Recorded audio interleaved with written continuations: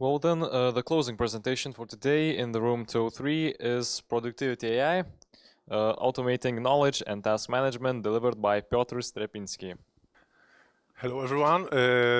It's, as my colleague said, it's the last presentation in this room, so I think everybody should be exhausted right now. I hope that you may have some notion of cortisol during this presentation. I'm just kidding. It's not that stressful. So I'm going to start with few words about me. So my name is Piotr. I come from Gdańsk, Poland, and I work for Infinity AI, small company, Canadian-based, Vancouver-based. We do mostly water management, management, forecasting, time series data, industrial IoT. It has nothing to do with what I'm presenting right now, but on a daily basis, I lead Gdańsk team, both developers and data scientists, and we are responsible for new developments, predictive capabilities, and forecasting, quality improvement, things like that. And yeah, this is professional part, but this is also important about me. It's quiz. How many people you see in the picture, and how many of them are boys and girls? So this is my family. Just it's no kidding. It's my family. It's 7 kids, and it would be tricky to guess who is a girl because those youngest one are very boyish like. So it's 6-1 for girls. Yeah, the end of quiz. Why this introduction? Because it's not only to warm up this presentation, but also it has something to do with this my internal why. Why I even wanted to look for this kind of solution.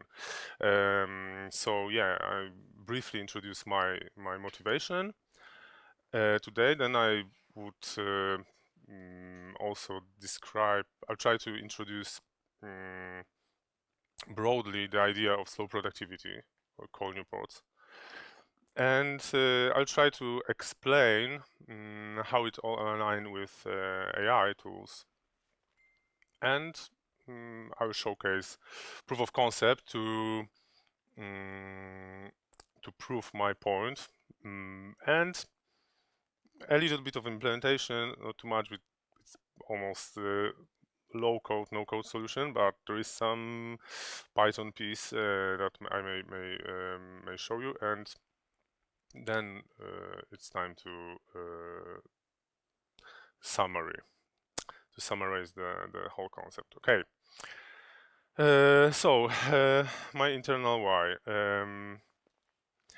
So as you can guess, having such a big family and demanding job, because on my daily basis I do many things, and because it's a small company, so I have to not only lead the team but also doing engineering management, but also hands-on development if needed, and being product community member, operational stuff, and all the other sorts of distractions. To say more, I have very demanding private life, so I had a lot of hassle with time management in course of my life, and last especially number of years, maybe 10, maybe 15, and yeah, I was trying to find something to improve my productivity on a daily basis, and I tried many tools from simple task tracking tools, note-taking, and full productivity systems. And I couldn't stick with any of them. At the end of the day, either the way they were too complex, or maintaining them became a job in itself. So the only habit that I stuck with is note-taking, and it's very unstructured. So I was disappointed by all of these ideas, and at some point I came across the book of Cole Newport called Slow Productivity, which I recommend you. This guy is he's not only a writer, but he's also a podcaster, so you may find him on YouTube. He's a very humble and very bright person. I was kind of it was like a revelation to me to meet his idea, where I realized that all of a sudden I don't need to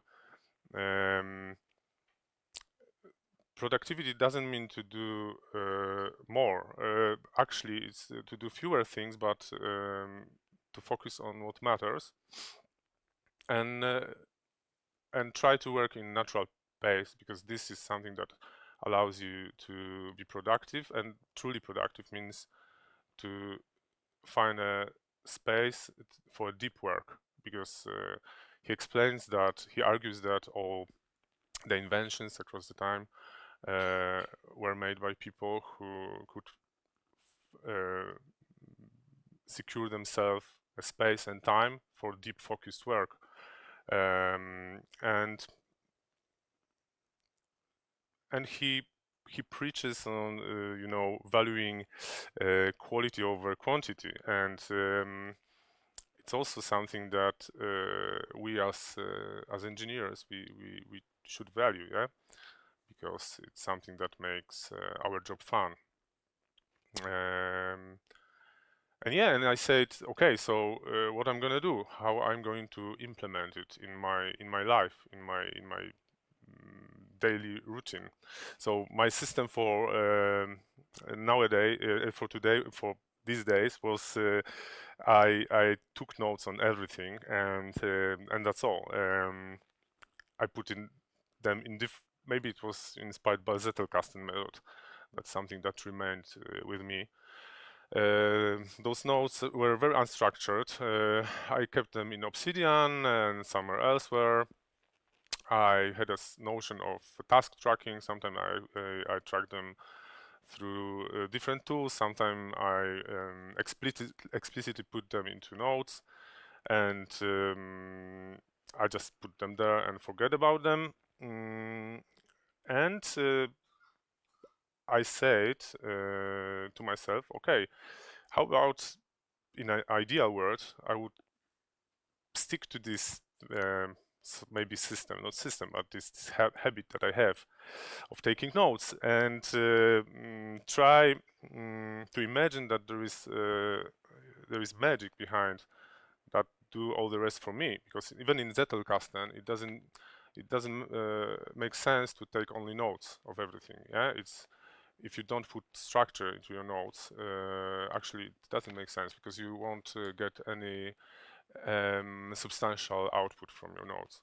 So you have to refine them daily or weekly, and you have to find connections between your notes, and you have to maintain them basically. So as I explained already, it's not something that my laziness allows me to do. And so I said, no, how about using this all LLM shift that happens, because I already had some experience in my professional life with LLMs. I had one project where I fine-tuned Hugging Face model for classification, and also use Olama, and was excited about automation. So I said, how about asking AI for helping me and do the boring stuff for me? And yeah, I said, okay, I don't want to put this structure into my notes. I'd like to check if I can use LLM for that reason. And yeah, in the same time, I'm kind of I would be very happy if this all may happen on my private computer, and I don't have to share my notes with anybody, and I don't have to also use external services. That's why I said I may try something with Olama. And how it is all relate to this slow productivity concept of Cole Newport. It basically relates pretty well, because in Cole Newport's idea, it's all about avoiding shallow work and to make space for more deeper and deep focused work. So and also it reduces distractions from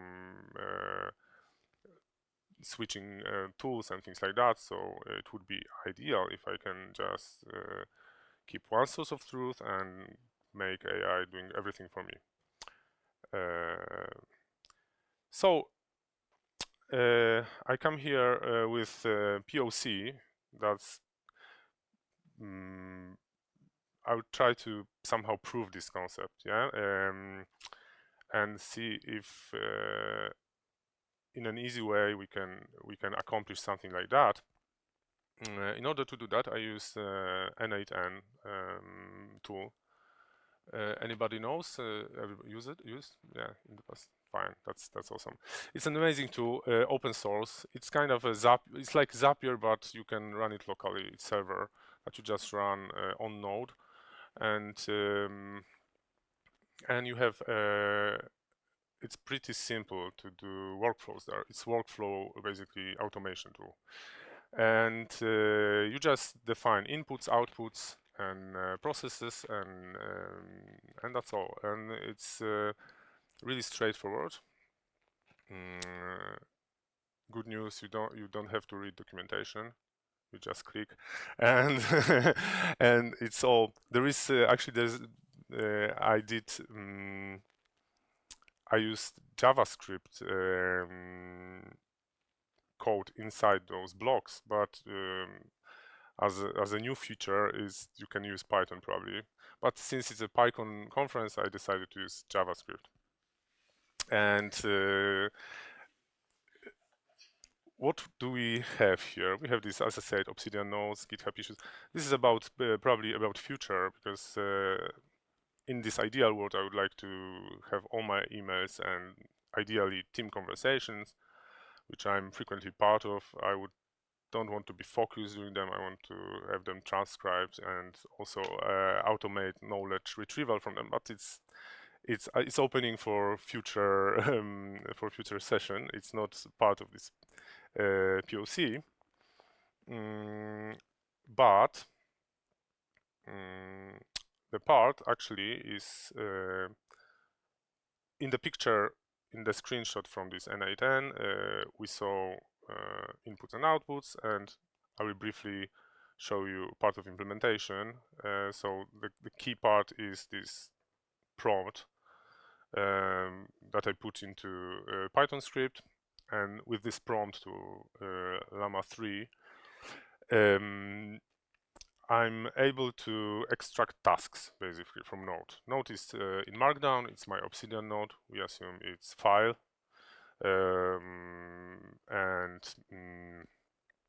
and what we would like to prove here is that we are capable to extract tasks, both implicitly stated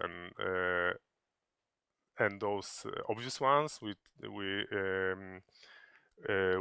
checkboxes, for instance, and we would like to define if they are completed or not, and if any task has a date related to it, we would automatically identify it as an event, and we have to do something further with those kind of tasks. and I would like to send them to my calendar, Google Calendar, and schedule them in calendar. So this is another routine in this Python script, which is not that interesting. I just wanted to say that I'm converting then output from this Olama chart to JSON, and I dump JSON into std out, because that's maybe an interesting part of end8end, that it uses std out to as an input for blocks as well. So okay, I can showcase this thing, and okay, let's try. This is the funny part. I tried it many times before, and we'll see if this time it's also going to happen. Okay, so there is, as you can see here, there are two modes. You can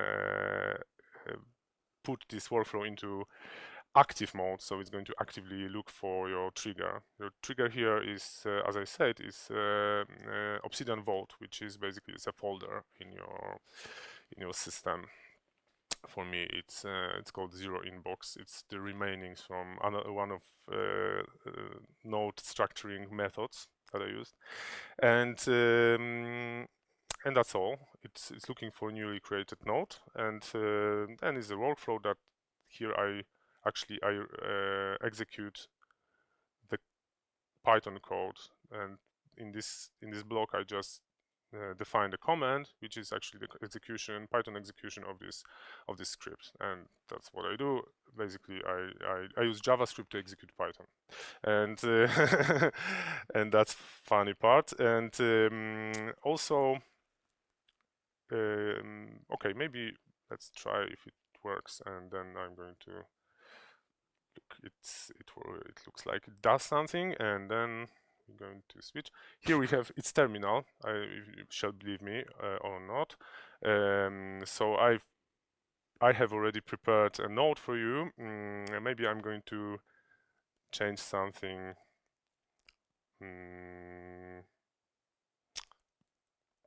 Maybe some naming, just to prove that I'm not kidding. And maybe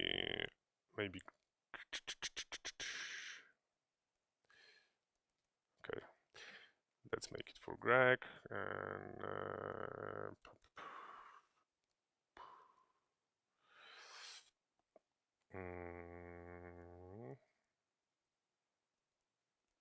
maybe let's change the date. Okay, it's today probably, yeah.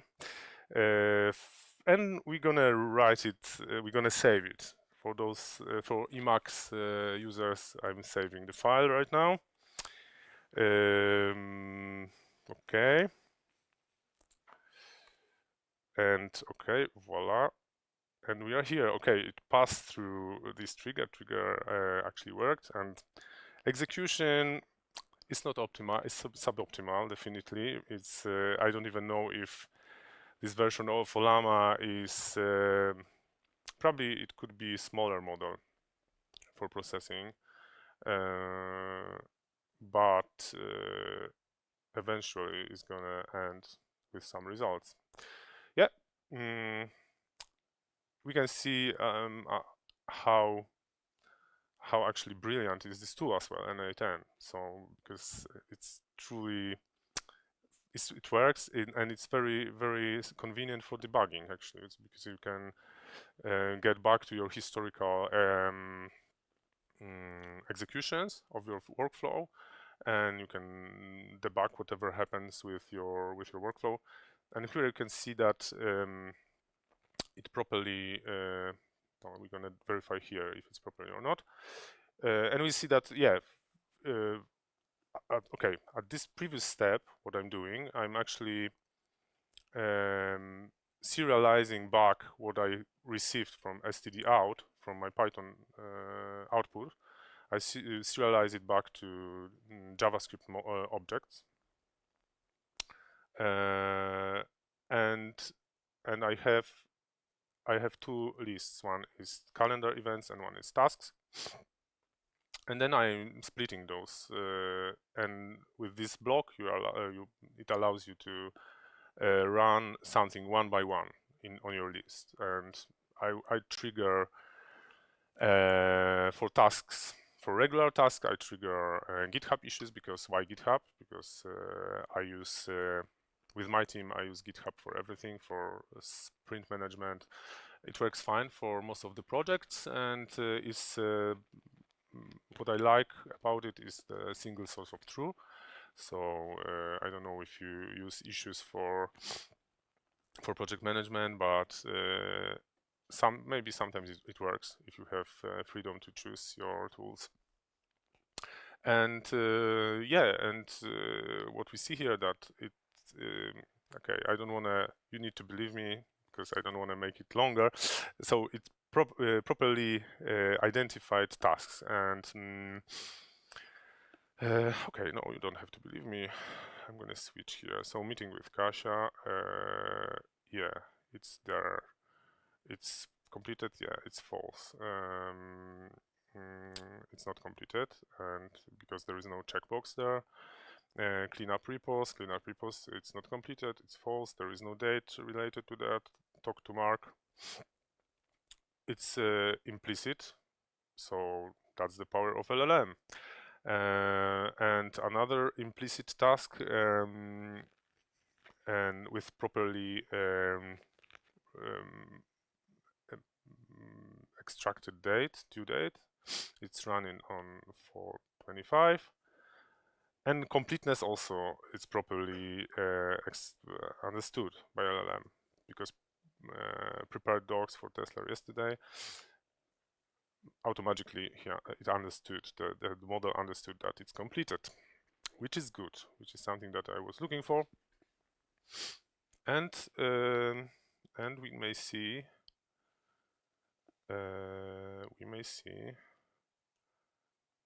it's here. Yeah, it's here. That's one thing. And if it's here, yeah, this one refreshes automatically, or I don't know. Yeah, that's amazing. Okay, it looks like it worked. Happy to see that. With this amazing piece of automation, I just proved my concept of automating the dull, the boring stuff. So we may wrap up a little. Yeah,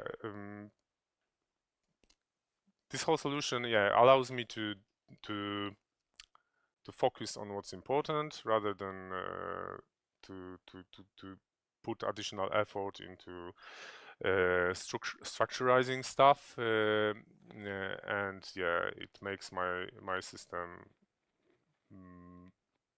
easy. I don't have to force myself to do some sophisticated kind of maintenance from day one, and it makes this workflow is just a beginning of, I hope so, of this journey. And what I'm gonna do, I'm gonna experiment with some more sophisticated kind of knowledge extracting, like ideally having full Zettel-Kasten automation method. That would be the ideal word. And then I don't lose privacy, which is also good. And yeah, less is more. Doing less, I can actually do more, more focused job, more deeper. I have more time for deeper thinking. So that's how it aligns with